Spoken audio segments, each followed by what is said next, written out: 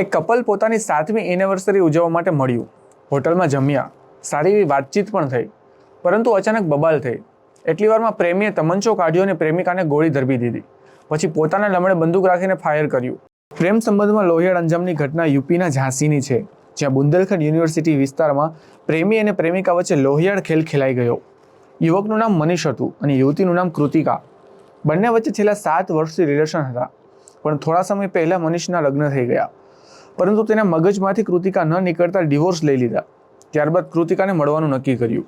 બંનેના રિલેશનને 7 વર્ષ પૂરા થતા હતા, એટલે નાની એવી પાર્ટીનું આયોજન કર્યું. આ બંને જ્યારે મળવાના હતા તેની 1-2 કલાક પહેલા કૃતિકાએ રીલ પોસ્ટ કરી હતી, જેમાં મનીષ પણ સાથે હતો. એ બધું તો ઠીક છે, પરંતુ જ્યારે તેઓ મળ્યા ત્યારબાદ જમ્યા અને પછી તકરાર થયા બાદ છૂટા પડ્યા હતા. પરંતુ મનીષે ફરી ફોન કર્યો અને કૃતિકાને કહ્યું કે તારો સામાન લઈ જા.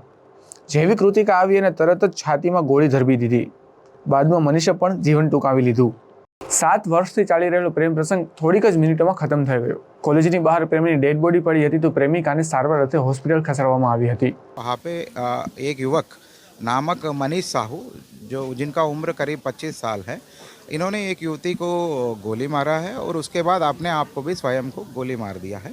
दोनों को इलाज हेतु मेडिकल कॉलेज ले आया गया था।